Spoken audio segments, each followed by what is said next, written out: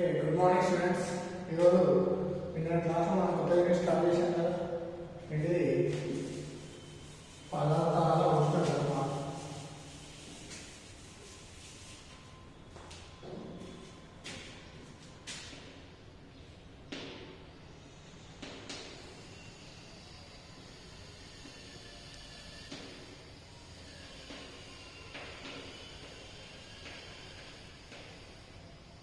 So మనం నిన్నటి క్లాస్లో ఉష్ణం అంటే ఏంటి, ఉష్ణోగ్రత అంటే ఏంటి, అదేవిధంగా ఉష్ణోగ్రతను ఏ విధంగా కొలుస్తాము, ఓకేనా? అయితే సెల్సియస్ మానంలో మరియు కూడా ఉష్ణోగ్రత మాపనంలో కొలుస్తామని చెప్తున్నాం కదా.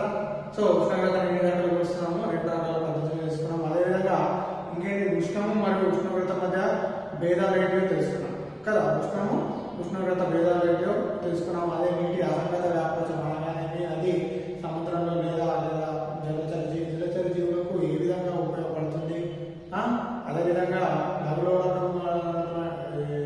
లోలకం చేసేటువంటి లోలక గడియారాలలో శీతాకాలంలో ఎక్కువ కాలాలు ఉంటాయి. సో ఇవన్నీ మోస్ట్ ఇంపార్టెంట్. సో ఆ టాపిక్స్ అన్ని నేను క్లాస్ ఈ రోజు మనం తీసుకునే టాపిక్ బాయిల్ నియమం, చార్లెస్ నియమాల గురించి తెలుసుకున్నాం. అదేవిధంగా ఆదర్శ వాయువు చార్లెస్ నియమం నుంచి ఆదర్శ వాయు సమీకరణాన్ని ఉత్పాదించడం. మనకు 8 మార్క్స్ టాపిక్, కానీ మనకు 8 మార్క్స్ లేవు, కానీ మనకు ఈ టాపిక్ ఇంపార్టెంట్ కాబట్టి మనం కంపల్సరీ చెప్పుకోవాల్సి వస్తుంది. సో ఫస్ట్ అయితే బాయిల్ నియమం.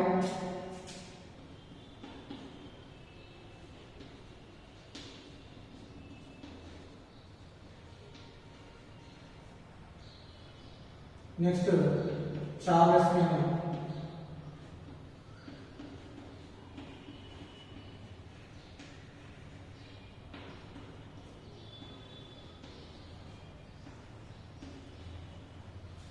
సో బాయిల్ నియమం ఏం చెప్తుంటే, బాయిల్ నియమం చూడండి, బాయిల్ నియమం వచ్చేసి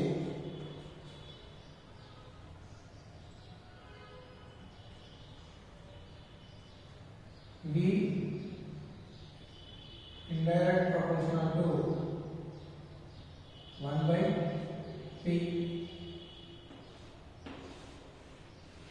దీన్ని ఇంకో రకంగా చెప్పాలంటే, లేదా VP ఈక్వల్ టు స్థిరం. ఇది బాయిల్ నియమం సూత్రం. ఇక్కడ చార్లెస్ నియమం చూద్దాం, మళ్ళీ మనం డెఫినేషన్ చెప్పుకుందాం. So V proportional to T, లేదా దీన్ని ఇంకొక అంటే V/T ఈక్వల్ టు స్థిరం. ఇది ఒకటి. Next P proportional to T, Charles నియమం రెండు రాసుకోవచ్చు. దీన్ని P/T ఈక్వల్ టు స్థిరం రాసుకోవచ్చు. సో ఇవి చూద్దాం. సో వీటికి సంబంధించి మనం డెఫినేషన్ రాద్దాం. సో బాయిల్ నియమం అంటే ఏంటి? బాయిల్ నియమం అంటే ఏంటమ్మా, స్థిర ఉష్ణోగ్రత వద్ద, ఏంటిది? స్థిర ఉష్ణోగ్రత వద్ద నియమిత ద్రవ్యరాశి గల వాయువు ఘన పరిమాణం. స్థిర ఉష్ణోగ్రత వద్ద నియమిత ద్రవ్యరాశి గల వాయువు ఘన పరిమాణం దాని పీడనానికి విలోమానుపాతంలో ఉంటుంది. ఈ దృగ్విషయాన్ని బాయిల్ నియమం అంటారు. ఏమంటున్నాను? బాయిల్ నియమం అంటే స్థిర ఉష్ణోగ్రత వద్ద అంటే టెంపరేచర్ కాన్స్టెంట్ ఉండాలి. స్థిర ఉష్ణోగ్రత టెంపరేచర్ కాన్స్టెంట్ ఉన్నట్టయితే నియమిత ద్రవ్యరాశి గల ఒక వాయువు తీసుకున్నట్టయితే ఆ వాయువు యొక్క ఘన పరిమాణం V అనుకుంటే, ఆ వాయువు యొక్క ఘన పరిమాణం V దేనికి విలోమానుపాతంలో ఉంటుంది? దాని యొక్క పీడనానికి విలోమానుపాతంలో ఉంటుంది. అంటే పీడనం పెరిగితే ఘన పరిమాణం తగ్గుతుంది, పీడనం తగ్గితే ఘన పరిమాణం పెరుగుతుంది. So V indirect proportional to 1/P. ఇక్కడ V అంటే ఆ వాయువు యొక్క ఘన పరిమాణం, P అంటే ఆ వాయువు యొక్క పీడనానికి V అనేది ఎట్లుంటుంది? విలోమానుపాతంలో ఉంటుంది. దాన్ని V indirect proportional to 1/P లేదా VP VP ఈక్వల్ టు ఏమనొచ్చు? స్థిరంగా రాసుకోవచ్చు. దీన్ని బాయిల్ నియమం అని అంటారు. ఏమంటారు? బాయిల్ నియమం అనేది స్థిర ఉష్ణోగ్రత వద్ద కాన్స్టెంట్ టెంపరేచర్. సో ఏమవుతుంది? దాని యొక్క వాయువు యొక్క ఘన పరిమాణం దేనికి విలోమానుపాతంలో, దాని యొక్క పీడనానికి విలోమానుపాతంలో ఉంటుంది. దాన్ని మనము బాయిల్ నియమం అని అంటాము. ఓకేనా? నెక్స్ట్ ఏమంటాము, చార్లెస్ నియమం ఏం చెప్తుందంటే స్థిర పీడనం వద్ద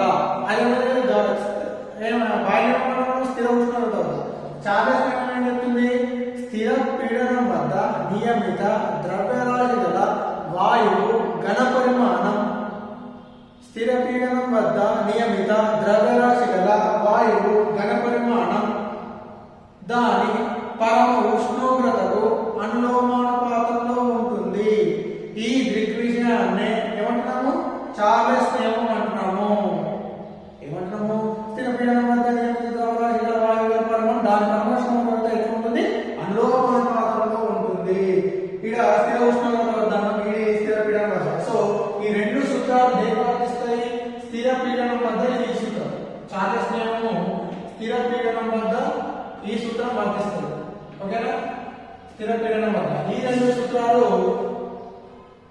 స్థిర ఘన పరిమాణం వద్ద ఈ రెండు సూత్రాలు పనిచేస్తాయి. సో చార్లెస్ నియమాన్ని రెండుగా రాయొచ్చు. ఒకటి స్థిర పీడనం వద్ద సూత్రము, నెక్స్ట్ స్థిర ఘన పరిమాణం. సో స్థిర పీడనం వద్ద మనం తెలిసిన వెంటనే స్థిర పీడనం వద్ద నియమిత ద్రవ్యరాశి గల వాయువు ఘన పరిమాణం దాని పరమ ఉష్ణోగ్రతకు అనులోమానుపాతంలో ఉంటుంది. V proportional to direct proportional to T.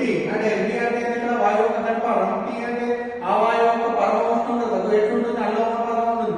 పీడనం స్థిరంగా ఉన్నట్లయితే ఆ వాయువులో ఉష్ణోగ్రత పెరిగినట్లయితే ఘన పరిమాణం పెరుగుతుంది, ఉష్ణోగ్రత తగ్గినట్లయితే ఆ యొక్క ఘన పరిమాణం తగ్గుతుంది. ఇది చార్లెస్ నియమం. సో లేదా ఇది స్థిర పీడనం వద్ద సూత్రము. నెక్స్ట్ చార్లెస్ నియమంలో ఇది ఒకటోది. మళ్ళీ రెండో సూత్రం ఏంటిది? స్థిర ఘన పరిమాణం వద్ద. ఏంటిది? స్థిర పరిమాణం వద్ద సూత్రం రాయొచ్చు. సో ఇది స్థిర పీడనం వద్ద ఏం చేస్తున్నాం? V proportional. సో స్థిర ఘన పరిమాణం ఏం చేస్తుందంటే స్థిర ఘన పరిమాణం వద్ద నియమిత ద్రవ్యరాశి గల వాయువు పీడనము. ఇదేమంటాము? ఘన పరిమాణం స్థిరంగా ఉంటుంది. ఇక్కడేమో పీడనం స్థిరంగా ఉంటుంది, ఘన పరిమాణం అనులోమానుపాతంలో ఉంటుంది, పరమాణు ఇక్కడ ఘన పరిమాణము స్థిరంగా ఉంటుంది, పీడనము దాని యొక్క పీడనము పరమాణువుతో అనులోమానుపాతం. సో దీని డెఫినిషన్ చూసినట్లయితే స్థిర ఘన పరిమాణం వద్ద నియమిత ద్రవ్యరాశి గల వాయువు పీడనం దాని పరమ ఉష్ణోగ్రతకు ఎట్లుంటుంది? అనులోమానుపాతంలో ఉంటుంది. సో ఉష్ణోగ్రత పెరిగితే పీడనం పెరుగుతుంది, ఉష్ణోగ్రత తగ్గితే పీడనం తగ్గుతుంది. సో పీడనం అనేది వాయు యొక్క పీడనం, T అనేది వాయు యొక్క పరమ ఉష్ణోగ్రత. సో P/T స్థిరం. ఇది స్థిర ఘన పరిమాణం వద్ద చార్లెస్ నియమం, ఇది స్థిర పీడనం వద్ద చార్లెస్ నియమం. రెండు బాహ్య నియమము ఏంటిది? V direct indirect proportional 1/P. ఇది స్థిర, ఇదేమో స్థిర ఉష్ణోగ్రత వద్ద ఈ సూత్రం వస్తుంది. స్థిర పీడనం వద్ద మరియు స్థిర ఘన పరిమాణం వద్ద ఈ విధంగా సూత్రం తీసుకోవచ్చు. ఈ విధంగా బాహ్య నియమము మరియు చార్లెస్ నియమం. సో బాహ్య నియమము మరియు చార్లెస్ నియమం నుండి ఆదర్శ వాయువు సమీకరణాన్ని ఉత్పాదించండి అని అడగడం జరుగుతుంది. సో బాహ్య నియమము చార్లెస్ నియమం మనకు తెలుసు కదా. సో దీని నుంచి మనం ఏం చేద్దాము? ఒక ఆదర్శ వాయువు యొక్క చార్లెస్ నియమము, ఆదర్శ వాయువు యొక్క సమీకరణాన్ని రాబడతాం. సో అల్ప పీడనం వద్ద అల్ప పీడనం అధిక ఉష్ణోగ్రత వద్ద ఏంటిది?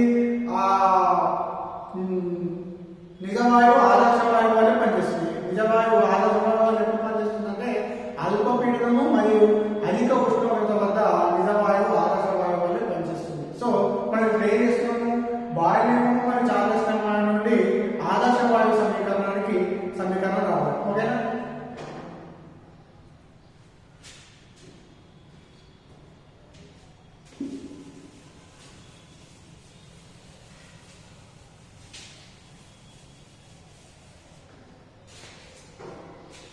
సో బాహ్య నియమానికి మనం ఆల్రెడీ బాహ్య నియమానికి ఫస్ట్ రాస్తున్నాం. ఫస్ట్ బాహ్య నియమానికి సూత్రం ఏంటిది? V proportional to 1/P. So VP equal to స్థిరం. సో ఇది రెండోది. Next V proportional to T. So V/T equal to స్థిరం. సో మనకు ఆదర్శ వాయు సమీకరణాలు రావాలి.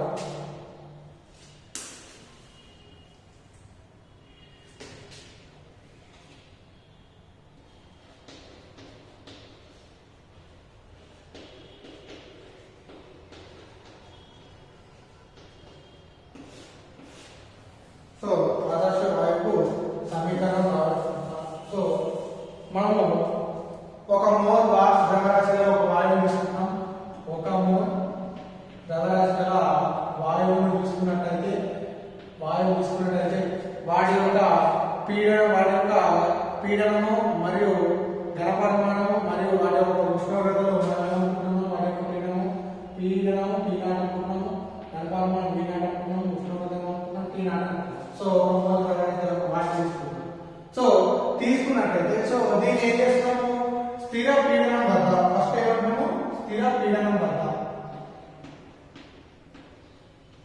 అంటే పీడనాన్ని స్థిరంగా వస్తుంది, స్థిర పీడనం వద్ద అంటే P0 ఎటువంటి స్థిరంగా ఉంటుంది. సో స్థిర పీడనం వద్ద ఏం చేస్తున్నాము, ఉష్ణోగ్రతను అంటే ఉష్ణోగ్రత ఏం చేస్తున్నాం, T0 ను ఉష్ణోగ్రతను T0 నుండి T కి మార్చాలి. T0 నుండి ఏం చేస్తున్నాము, T కి మార్చినట్లయితే అదేవిధంగా నెక్స్ట్ ఏంటి, ఘనపరిమాణము V0 నుండి V' కి మార్చినట్లయితే సో ఆల్రెడీ మనకి ఏం చేస్తున్నాం, స్థిర పీడనం వద్ద చార్లెస్ ఉంది. T0 నుండి ఏం చేస్తున్నాము, ఉష్ణోగ్రతను T కి మార్చుతున్నాము. అదే దాని యొక్క ఘనపరిమాణం V0 నుండి ఏం చేస్తున్నాము, V' కి మార్చినట్లయితే చార్లెస్ నియమం ఉంది.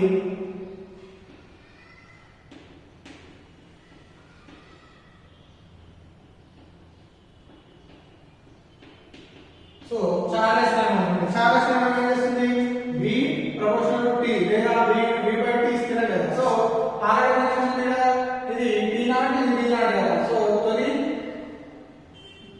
ఘనపరిమాణము మరియు V0/T0 అదేవిధంగా ఇక్కడ V'/T ఇవి మార్చింది, ఇవి రెండు సమానం కదా. సో సమానం అయితే మనము ఘనపరిమాణం ఎక్కడి నుంచి V' కి మార్చింది కాబట్టి సో మనం ఈ మార్చిన ఘనపరిమాణం V' తీసుకున్నట్టయితే ఈ T పోతుంది T V0/T0 ఇది సమీకరణం 1 అనుకోండి.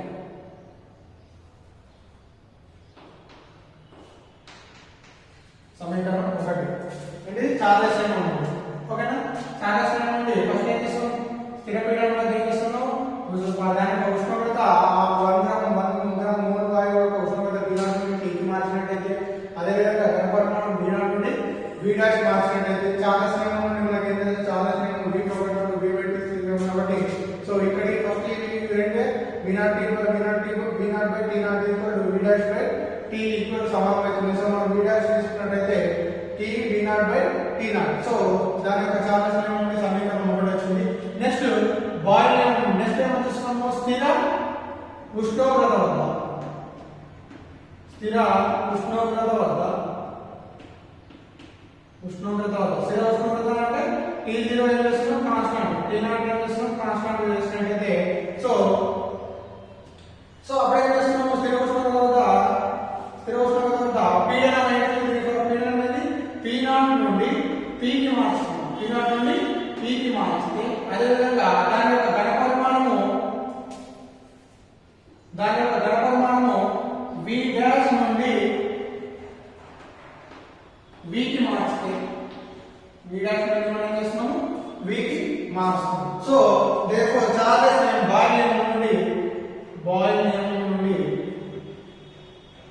సో బాయిల్ నియమం మాత్రమే మనకి ఏం తెలుసు, V ప్రపోర్షనల్ టు P లేదా V స్థిరం కాబట్టి సో ఇక్కడ P0 ఉంది, V0 ఉంది. సో V స్థిరం కాబట్టి దీన్ని ఏమని రాసుకోవచ్చు, V' P0 ఈక్వల్ టు మీరేంటి VP అని రాసుకోవచ్చు కదా. సో దీని నుంచి మనం ఏం రాసుకోవచ్చు, V' చూసుకున్నట్లయితే సో VP/P0 కదా. సో ఇది సమీకరణం 2 అనుకోండి. సో ఇక్కడ V0 ఉంది, ఇక్కడ V0 ఉంది. సో సమీకరణం 1, 2 నుండి సమీకరణము 1, 2 నుండి రెండు సేమ్ కాబట్టి ఏం రాసుకోవచ్చు, VP/P0 equal to T V0/T0 కదా. సో నేను ఏం చేస్తున్నా, ఈ V0 T0 కన్నా ఒకటి వస్తున్నా, VP T లాగా ఒకసారి రాస్తున్నా. సో ఈ T రాస్తున్నట్లయితే ఏమవుతుంది, VP/T ఈక్వల్ టు నెక్స్ట్ ఏం రాయొచ్చు, V0 P0/T0. సో ఈ విధంగా సమీకరణం వచ్చింది. సో ఇది ఈక్వల్ ఇది కానీ మనకి ఏమో తెలుసు, VP/T ఇక్కడ వస్తున్నాం కానీ VP/T K అనేది స్థిరాంకం, VP/T అనేది K అనేది అనుపాత స్థిరాంకం. సో దాని నుంచి సమీకరణం 2 సమీకరణం 3 అనుకుంటాం. సో సమీకరణం 3ను ఏ విధంగా రాయొచ్చు, VP/T ఈక్వల్ అవి రెండు సమానం కాబట్టి సో ఏమని రాయొచ్చు, VP/T VP/T/K స్థిరాంకం కదా. సో VP బై K స్థిరాంకం కాబట్టి ఈ దీని అర్థం ఏంటండి VP బై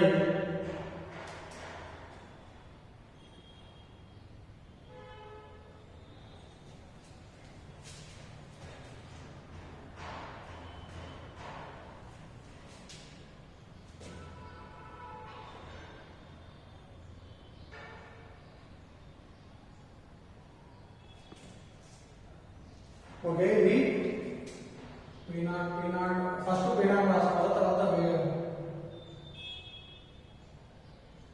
ఓకే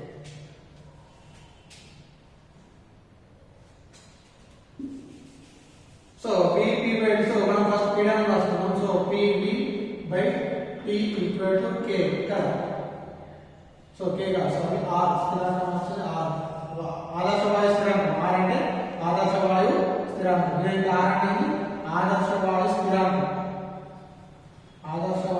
స్థిరాంకంగా ఇస్తున్నాం సో కేవలం R తీసుకున్నాం so PV equal to RT PV equal to RT so ఇది PV ఈక్వల్ టు RT ఇది ఏంటిది ఒక మోల్ ఆదర్శ వాయువు తీసుకున్నట్లయితే దాని యొక్క ఆదర్శ వాయువు సమీకరణం అనేది PV ఈక్వల్ టు RT అనేది కానీ మనము మ్యూ మోల్ ఆదర్శ వాయువు తీసుకున్నట్లయితే ఏంటి మ్యూ మోల్ ఆదర్శ వాయువు తీసుకున్నట్లయితే మ్యూ మోల్ ఒక మోల్ ఇది సో మ్యూ మోల్ ఆదర్శ వాయువు తీసుకున్నట్లయితే PV equal to mu RT అనేది రావడం జరుగుతుంది దీన్నే మ్యూ మోల్ ఆదర్శ వాయువు సమీకరణం అంటారు సో దీన్ని ఏమంటారు 1 మోల్ ఆదర్శ వాయువు సమీకరణం PV ఈక్వల్ టు RT అదేవిధంగా మ్యూ మోల్ ఆదర్శ వాయువు సమీకరణం తీసుకున్నట్లయితే PV ఈక్వల్ మ్యూ RT అనేది రావడం జరుగుతుంది ఈ విధంగా నేను బాయిలర్ మరియు చార్లెస్ నియమాలను డిస్కస్ ఆదర్శ వాయువు సమీకరణం తీసుకున్నట్లయితే ఫస్ట్ ఒక మోల్ ఆదర్శ వాయువు గ్రామం ఒక మోల్ ఆదర్శ వాయువు తీసుకున్నట్లయితే దాని యొక్క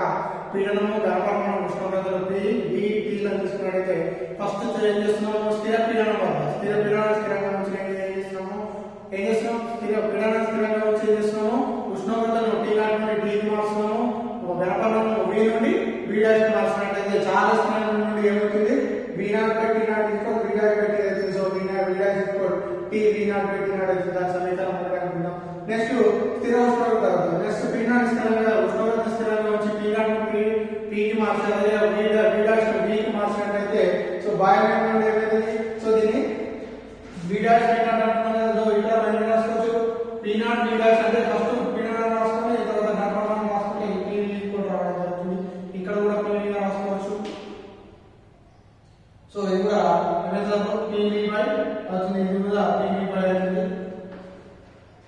ఇది కూడా P0 రాసుకున్నట్లయితే P0 V0 సో ఈ విధంగా ఇక్కడ కూడా PV బై T సో ఈ విధంగా సో అంటే పీడనం ఫస్ట్ వస్తుంది పీడనం తర్వాత గణపరం వస్తున్నట్లయితే ఈ విధంగా మారుతుంది సో ఈ విధంగా సో బాయిలర్ నుండి PV ఇంకా PV బై T0 సో ఇంకా మరి నుండి వచ్చినట్టు కానీ PV by T equal K R అనుపాత స్థిరాంకం అవుతుంది సో అప్పుడు PV by T R equal R కాబట్టి ఈ T0 తీసుకున్నట్లయితే PV ఈక్వల్ R దీన్ని ఆదర్శ వాయు సమీకరణం అంటారు కానీ ఇది ఒక మోల్ ఆదర్శ వాయు సమీకరణం కానీ ఒక మ్యూ మోల్ ఆదర్శ వాయు తీసుకున్నట్లయితే PV ఈక్వల్ మ్యూ RT అనేది రావడం జరుగుతుంది ఈ విధంగా ఏంటిది ఒక బాయిలర్ మరియు చార్లెస్ నియమం నుండి ఆదర్శ వాయు సమీకరణాన్ని రాబట్టవచ్చు ఓకే నెక్స్ట్ ఇంకో టాపిక్ చూద్దాం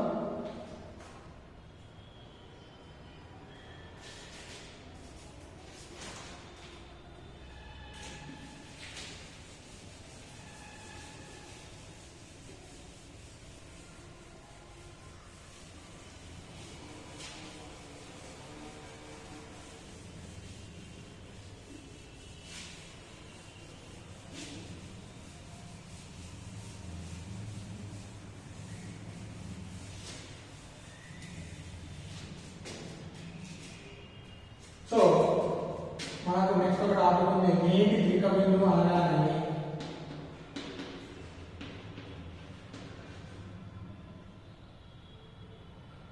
నీటి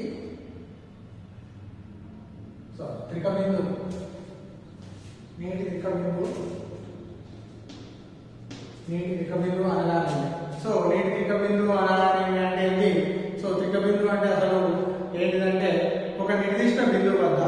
ఏంటిది ఒక నిర్దిష్ట బిందువు వద్ద ఏ పదార్థమైనా దాని యొక్క మూడు స్థితులు అంటే ద్రవ వాయు ఘన స్థితులు సమతా స్థితిలో ఉన్నట్టయితే దాన్నే నీటి తీక బిందువు అని అంటారు. నీటి తీక బిందువు అంటే ఏమని చెప్తున్నాము? ఒక నిర్దిష్ట బిందువు వద్ద ఏ పదార్థమైనా ఒక నిర్దిష్ట బిందువు వద్ద ఏ పదార్థమైనా ఆ పదార్థం యొక్క మూడు స్థితులు అంటే ఆ పదార్థం యొక్క మూడు స్థితులు అయితే ఘనస్థితి అండ్ జలస్థితి వాయు స్థితులు. ఆ మూడు స్థితులు కూడా సమతా స్థితిలో ఉన్నట్టయితే అంటే సమతా స్థితి అంటే సమానంగా ఉన్నట్టయితే దాన్ని ఏమనము నీటి తీక బిందువు అంటాం. సో ఆ నీటి తీక బిందువు ఒక పటం ఉంది, ఆ పటం చూద్దాం.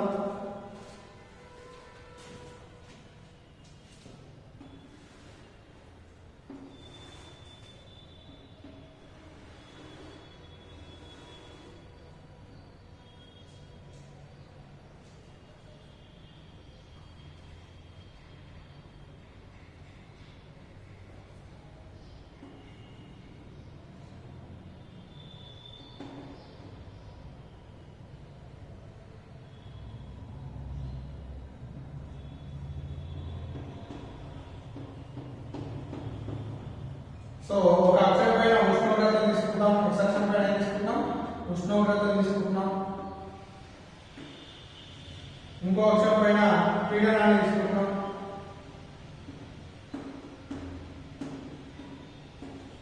సో పీడనం ఇది 4.58 అట్మాస్ఫియర్ వరకు ఉంటుంది ఇక్కడ. సో ఇది ఉష్ణోగ్రత వచ్చేసి 273.10 కెల్విన్స్. సో ఈ ఉష్ణోగ్రత వద్ద ఈ పీడనం వద్ద నీటి తీక బిందువు అనేది ఏర్పడడం జరుగుతుంది.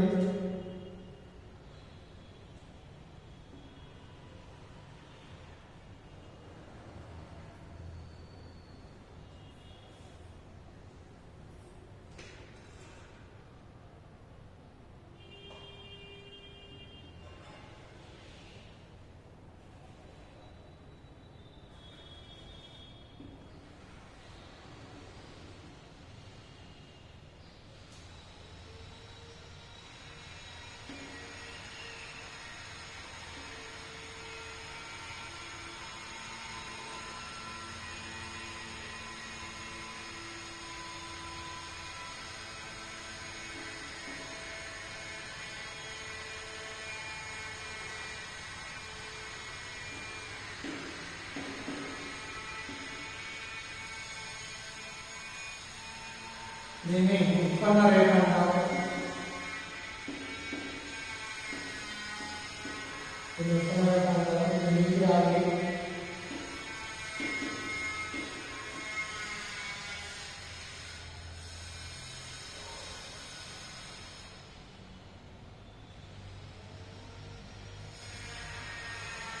ఇది మంచు ద్రవీభవనం.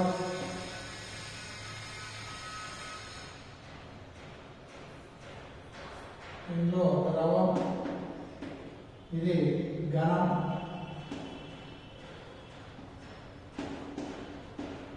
నెక్స్ట్ ఇక్కడ వాయు.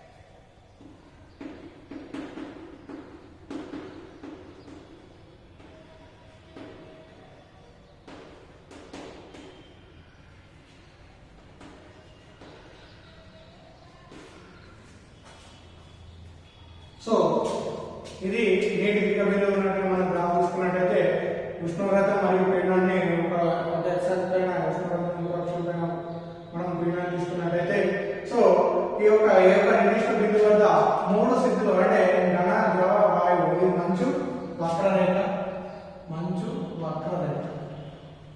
సో ఈ విధంగా ఉంటుంది. సో ఇక్కడ ఘనము, ఇక్కడ వాయువు, ఇక్కడ ద్రవం 3 యొక్క వాటి యొక్క పదార్థం యొక్క స్థితులు. సో ఈ బిందువు వద్ద ఇక్కడ PA అనే ఒక రేఖ వస్తుంది, ఇక్కడ PB అనే ఒక రేఖ వస్తుంది, ఇక్కడ PC అనే ఒక రేఖ వస్తుంది. PA ను నీటి వక్రరేఖ అంటారు, నీటి ఆవిరి లేదా నీటి వక్రరేఖ అంటారు. దీన్ని PB ని మంచు వక్రరేఖ అంటారు. అదేవిధంగా PC ని ఏమంటామంటే ఉత్పన్న వక్రరేఖ. ఏమంటాం? ఉత్పన్న వక్రరేఖ అని తీసుకున్నాం. సో పీడనం ఇది 4.5 అట్మాస్ఫియర్ వద్ద, ఉష్ణోగ్రత 273.10 వద్ద. సో మనం యొక్క గ్రాఫ్ చూసినట్లయితే ఏంటిది ఇక్కడ P బిందువు అనే దాన్ని ఏమంటాము నీటి యొక్క త్రిక బిందువు అంటాము. సో ఈ బిందువు వద్ద ఈ 3 యొక్క పదార్థం యొక్క 3 స్థితులు సమాన స్థితిలో ఉంటున్నాయి. సో PA రేఖ దగ్గర చూసినట్లయితే PA ఏమంటాము నీటి వక్రరేఖ అంటాము.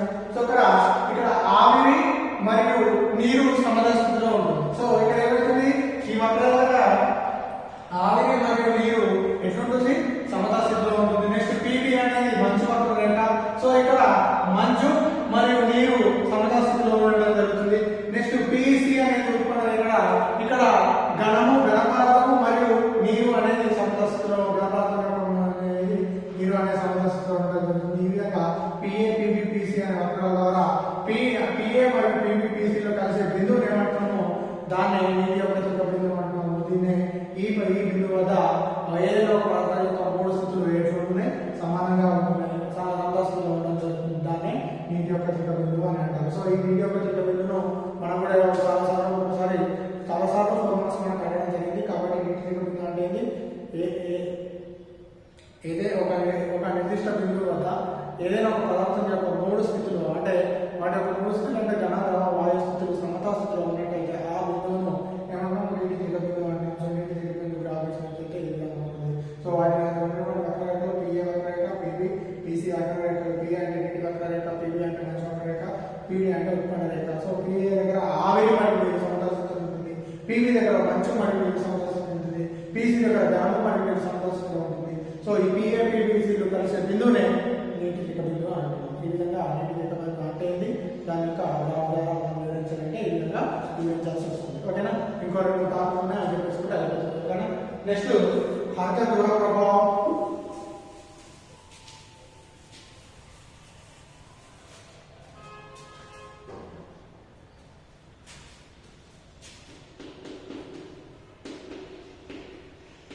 హరిత గృహ ప్రభావం అంటే ఏంటి?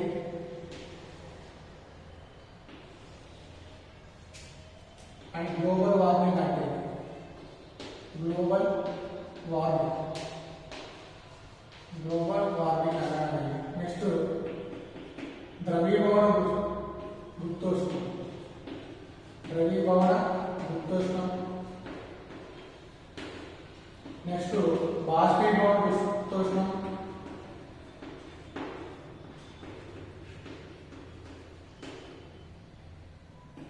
నెక్స్ట్ గ్రీన్ స్థానాంశం,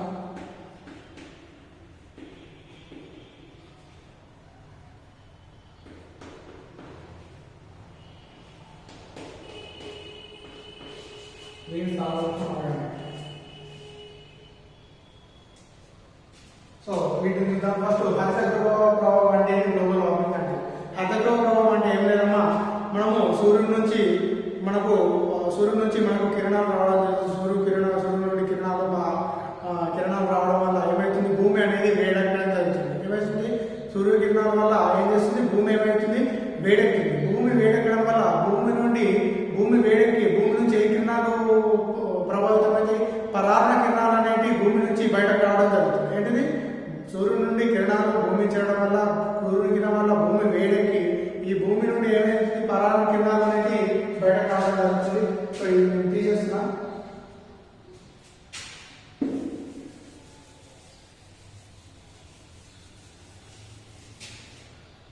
సో హరిత ప్రభావం అంటే ఏంటంటే, సో ఈ సన్ తీసుకున్నట్లయితే సో సూర్యుడి నుండి ఏమొస్తున్నాయి, కిరణాలు వస్తున్నాయి కదా. సూర్యుడి నుండి ఏమొస్తున్నాయి, సూర్య కిరణాలు వచ్చినట్టయితే మన భూమి మీద పడ్డట్లయితే సో భూమి నుంచి మన ఏం చేస్తున్నాయి పరాన్న కిరణాలు అనేవి భూమి వేడెక్కి సో ఏమవుతుంది ఇక్కడ భూమి వేడెక్కుతుంది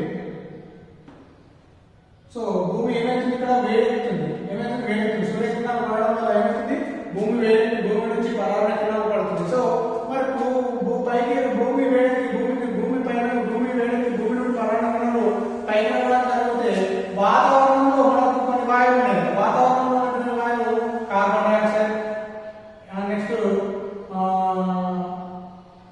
NO2 ఓకేనా అదేవిధంగా O3 నెక్స్ట్ CH4 ఇలాంటి వాయువులు డీజిల్ వాయువు నైట్రస్ ఆక్సైడ్ ఓజోన్ అలాంటి ఉండే వాయువులు సో వాతావరణంలో ఉన్న వాయువులు వీటిని ఏం చేస్తున్నాయి గ్రహిస్తాయి వాతావరణంలో ఉన్న వాయువులు వాటిని గ్రహించి మన యొక్క భూమిని ఏం చేస్తున్నాయి వేడిగా ఉండడానికి ప్రభావితం చేస్తున్నాయి సో అందుగురించే మన వాతావరణ పరిస్థితులు అనుకూలంగా ఉండేటట్టు సో ఆ పరాన్న కిరణాలు భూమిలో ఉన్నటువంటి ఇలాంటి వాయువులు హరితగృహ వాయువులు ఏం చేస్తున్నాయి ఆ యొక్క పరాన్న కిరణాలను స్వీకరించి ఈ యొక్క మన భూమిని వేడిగా ఉంచడం జరుగుతుంది దాన్ని ఏమంటే హరిత గృహ ప్రభావం అంటాం ఏమంటాము హరిత గృహ ప్రభావం అని అంటున్నాం సో హరిత గృహ ప్రభావం అంటే సూర్యుడి నుండి వచ్చే కిరణాలు భూమి వేడెక్కుతుంది సో భూమి వేడెక్కడంలో భూమి కొన్ని కిరణాలను ఉద్గారిస్తుంది ఆ కిరణాన్ని పరాన్న కిరణాలు అంటాం ఆ పరాన్న కిరణాల్లో వాతావరణంలో ఉన్నటువంటి వాయువులు కార్బన్ డైఆక్సైడ్ కావచ్చు నైట్రస్ ఆక్సైడ్ కావచ్చు అదేవిధంగా మీథేన్ వాయువులు కావచ్చు ఇలాంటి వాయువులు ఏం చేస్తున్నాయి హరిత గృహ వాయువులు అంటారు ఇవి ఆ యొక్క పరాన్న కిరణాలను గ్రహించి మన వాతావరణం మన భూమిని వేడిగా ఉంచడానికి సహకరిస్తున్నాయి ఓకే ఇంతవరకు ఓకే మరి గ్లోబల్ వార్మింగ్ అంటే ఏంటి సార్ మరి సో మరి వాతావరణం వేడెక్కుతుంది మంచిగా వస్తుంది కానీ ఒకవేళ ఇదే ఒక వాతావరణంలో కార్బన్ డైఆక్సైడ్ లెవెల్ ఇంకా పెరిగినట్టయితే సో వాతావరణం యొక్క మన ప్రపంచంలో ఉన్నటువంటి వాతావరణం ఉష్ణోగ్రత కూడా వేడెక్కడం జరుగుతుంది సో ఈ విషయాన్ని మనము గ్లోబల్ వార్మింగ్ అంటే సో ఇంకా వాతావరణం ఇంకా ఉష్ణోగ్రత పెరిగినట్టయితే ఈ భూమి మీద మనం ఉండడానికి వీలు లేకుండా ఉంటుంది ఎందుకు అసలు సగటు ఉష్ణోగ్రత కంటే ఇంకా ఎక్కువ ఉష్ణోగ్రత ఉంటే మనం తట్టుకోలేము దాని గల కారణం ఏంటి వాతావరణంలో ఉన్నటువంటి కార్బన్ డైఆక్సైడ్ పెరిగినట్టయితే సో ఆటోమేటిక్గా ఏమవుతుంది మన యొక్క భూమి యొక్క వాతావరణ ఉష్ణోగ్రతలో పెరగడం జరుగుతుంది దీన్ని ఏమంటున్నాము గ్లోబల్ వార్మింగ్ అంటారు ఇది హరిత ప్రభావం అంటే గ్లోబల్ వార్మింగ్ అంటే ఏమిటి అంటే ఈ విధంగా చెప్పవచ్చు కదా హరిత ప్రభావం అంటే సూర్యుడి నుండి వచ్చిన కిరణాలు భూమి వేడెక్కి భూమి ఏం చేస్తుంది వాతావరణంలోకి పరాన్న కిరణాలు ఉద్గారించడం జరుగుతుంది ఈ పరాన్న కిరణాలు వాతావరణంలో వాయువులను సేకరించి మన యొక్క భూమి యొక్క వాతావరణం వేడిగా ఉంచడం జరుగుతుంది దీన్ని హరిత గృహ ప్రభావం అంటాము మరి గ్లోబల్ వార్మింగ్ అనేది భూమి ఇంకా వేడెక్కడం అంటే భూమిపై ఉన్న వాయువులు కార్బన్ డైఆక్సైడ్ అధికంగా పెరగడం వల్ల హరితగృహాలు అధికంగా పెరగడం వల్ల ఏమవుతుంది మన యొక్క వాతావరణ సగటు ఉష్ణోగ్రతలో పెరగడం జరుగుతుంది దీన్ని గ్లోబల్ వార్మింగ్ అనడం జరుగుతుంది ఈ విధంగా అనేది హరిత గృహం అనేది నెక్స్ట్ ద్రవ్యమాన ఉత్కర్షణ అనేది బాహ్యమాన ఉత్కర్షణ అనేది ద్రవ్యమాన ఉత్కర్షణ అంటే ఏం లేదమ్మా స్థిర ఉష్ణోగ్రత వల్ల ఒక నియమిత ద్రవ్యరాశి తీసుకున్నట్టయితే అంటే స్థిర ఉష్ణోగ్రత వద్ద ఒక ప్రమాణ ద్రవ్యరాశిలో ఒక పదార్థాన్ని తీసుకున్నట్టయితే అంటే స్థిర ఉష్ణోగ్రత వద్ద ప్రమాణ ద్రవ్యరాశిలో ఒక పదార్థాన్ని తీసుకున్నట్టయితే ఆ పదార్థాన్ని ఘనస్థితి నుండి ద్రవస్థితికి ఏంటిది ద్రవ్యమాన ఉత్కర్షణ అనేది ద్రవస్థితి నుండి ఘనస్థితి నుండి ద్రవ రూపంలోకి మార్చడానికి కావలసిన ఉష్ణ శక్తిని ఏమంటాము బాష్పీభవన గుర్తొస్తాం అంటాము ఏమంటాము బాష్పీభవన గుర్తొస్తాం అంటాం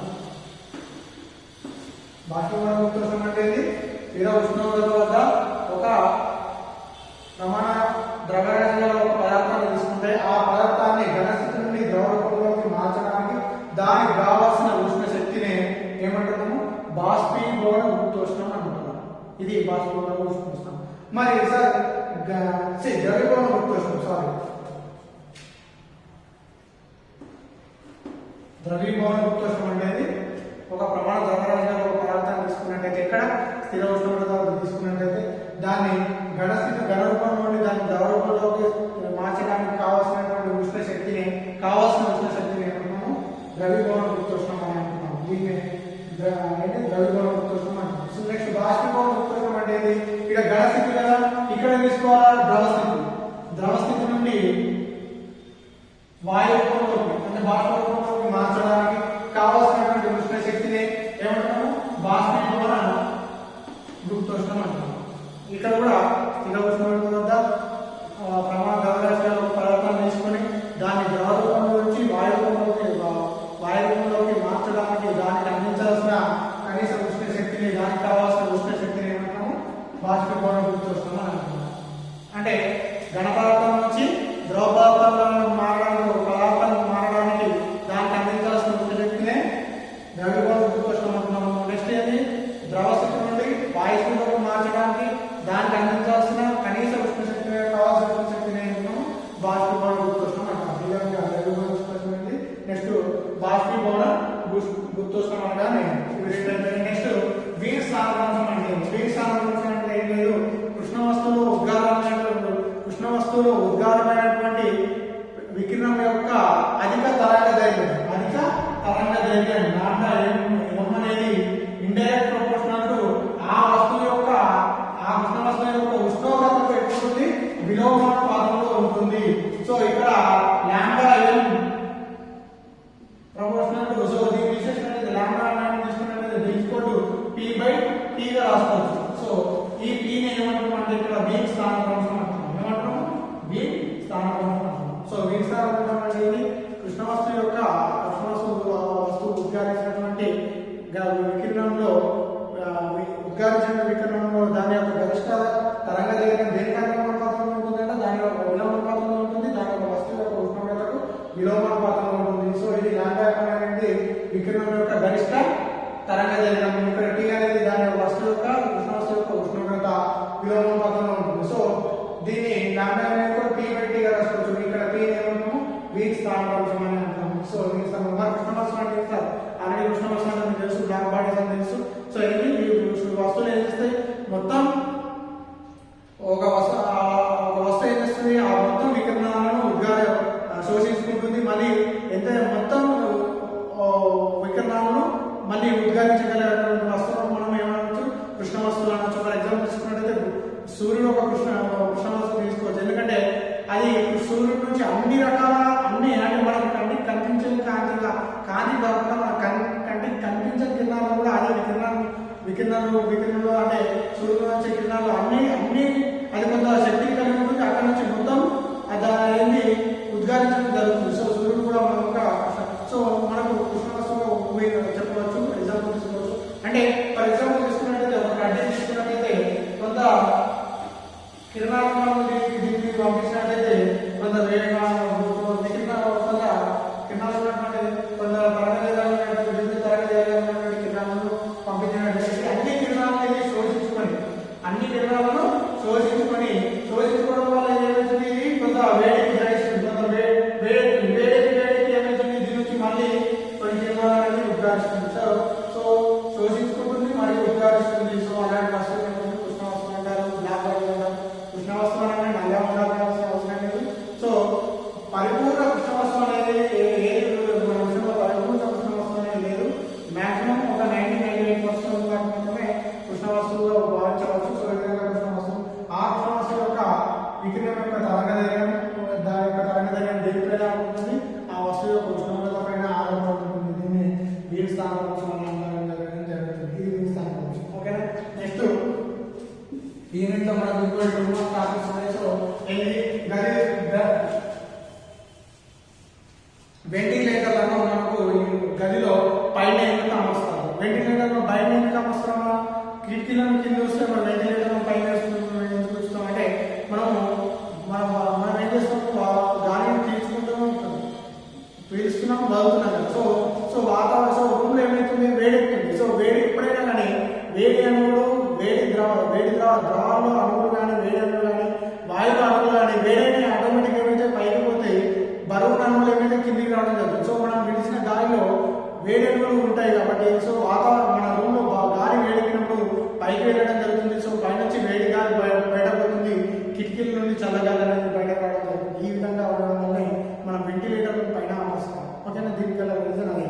ఫర్ ఎగ్జాంపుల్ మనం నీరు కాగబెట్టినప్పుడు కూడా ఫస్ట్ ఏమైతే నీరు వేడెక్కుతుంది. ఫస్ట్ నీరుకి కింద వేడెక్కగానే కింద వేడి అణువులు ఏం చేస్తాయి పైకి పోతాయి, పైన ఉన్న చలన అణువులు ఏం వస్తాయి కిందికి వస్తాయి. ఈ ప్రక్రియ జరుగుకుంటా ఆ నీరు అనేది మొత్తం వేడెక్కడం జరుగుతుంది. ఈ విధంగా దానికి గల రీజన్ ఏంటిది, వెంటిలేటర్లో పైన ఎందుకు వస్తారు కదా అంటే దేనికి గల రీజన్ వేడి అణువులు పైకి వెళ్ళడం వల్ల మనకు చల్లగా గాలి లోపల రావడానికి వెంటిలేటర్ అనేది పైన వస్తారు. ఇంకోటి ఏంటంటే ఎండాకాలంలో భవన పైకప్పులకు వైట్ పెయింట్ వేస్తారు. ఎందుకు? సో వైట్ పెయింట్ అనేది అధమ ఉష్ణవాహకంగా పనిచేస్తుంది. సో ఎండాకాలంలో వేడి ఎక్కువగా ఉంటుంది కాబట్టి సూర్యతాపం నుంచి తట్టుకోవడానికి భవనాలపైన వైట్ పెయింట్ వేసినట్టయితే ఆ ఉష్ణాన్ని అదేంటి గ్రహించకుండా అటు రిఫ్లెక్ట్ చేసే పరావర్తన చేస్తుంది. కాబట్టి మనకు కొంచెం రూమ్లో కొంచెం చల్లగా ఉండడానికి ఆ యొక్క ఏంటిది భవనాలకు ఏంటిది వైట్ పెయింట్ వేయడం జరుగుతుంది. మరి ఇంకో రకంగా చూసినట్టయితే ఇవన్నీ మనకు ఉష్ణానికి సంబంధించినవి. నెక్స్ట్ ఇంకో రకంగా చెప్పాలంటే వంట పాత్రలకు రాగి మరియు నలుపు రంగు పూస్తారు. ఎందుకు నలుపు రంగు పూస్తారు? రాగి ఎందుకు రాగి కోటింగ్ చేస్తారంటే నలుపు రంగు ఉత్తమ ఉష్ణ శోషకంగా పనిచేస్తుంది. సో తొందరగా వేడెక్కుతుంది. అదేవిధంగా రాగి ఉత్తమ ఉష్ణవాహకంగా పనిచేస్తుంది, అంటే ఎక్కువ ఉష్ణాన్ని తొందరగా ఇస్తుంది. సో ఆ బౌల్ అనేది తొందరగా వేడెక్కి పాత్రలో ఉన్న వంట తొందరగా ఉడకడానికి అనేది వాటికి వంట పాత్రలకు ఆ విధంగా ఏంటి నలుపు రంగు కానీ రాగి కోటింగ్ కానీ అనేది పోయడం జరుగుతుంది. ఈ విధంగా మనకు 2 మార్క్స్ మనకు ఈ విధంగా ఇంపార్టెంట్ క్వశ్చన్స్ రావడం జరుగుతుంది. నెక్స్ట్ ఇంకేదైనా ఉందంటే ఓకే, రైల్వే పట్టాల మధ్య ఖాళీ ఎందుకు వదులుతారు? రైల్వే పట్టాల మధ్య ఏం చేస్తాము? ఫర్ ఎగ్జాంపుల్ చూడండి, రైల్వే పట్టాలు వేసినట్టయితే ఈ విధంగా మధ్యలో ఖాళీ ప్లేస్ ఉంటుంది. ఎందుకు? ఇవి ఎండాకాలంలో ఏం చేస్తాయి? గ్యాప్ ఇస్తాయి, చలికాలంలో సంకోచిస్తాయి. సో ఒకవేళ ఈ గ్యాప్ లేకపోతే ఎండాకాలంలో గ్యాప్ లేకపోతే ఆల్రెడీ చెప్పుకున్నాం ఏంటిది ఒక రాగి మరియు స్టీల్ రెండు సమీకరణ పట్టిన తీసుకున్నట్టయితే వాటిని వేడి చేస్తే ఏమైంది కుంభాకార కట్టడం మారుతుంది కదా.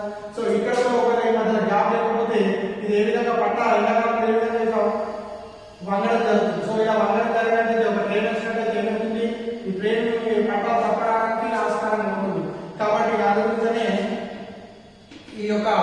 ఈ మధ్యలో గ్యాప్ అనేది వస్తుంది. ఒకవేళ గ్యాప్ వచ్చినప్పుడు చలికాలం ఏమైంది ఈ విధంగా మారడం జరుగుతుంది. సో అంటే ట్రైన్ ఇక్కడ కూడా ఆ పట్టం తప్పడానికి దానికి కారణమైంది. కాబట్టి అందుకొచ్చే రెండు రైలు పట్టాల మధ్య ఏం చేస్తారు? ఒక ఖాళీ స్థానాన్ని ఉంచుతారు. సో ఎండాకాలంలో వ్యాపించినప్పుడు రెండు దగ్గరకు వస్తాయి, చలికాలంలో వ్యాపించినప్పుడు కొంచెం దూరం అయితే ఆ మధ్యలో సంబంధం వస్తుంది. సో అక్కడ ఆ యొక్క రైలు పట్ట వంగడానికి కానీ సంకోచించడం కానీ అంటే కుంభాకార కట్టడం ఆకారం కానీ పుటాకార ఆకారం రావడానికి వీలు కాకుండా ఈ మధ్యలో రైలు పట్టాల మధ్యలో గ్యాప్ ఉండడం జరుగుతుంది. సో ఈ విధంగా ఉండడం జరుగుతుంది 2 మార్క్స్ ఇది.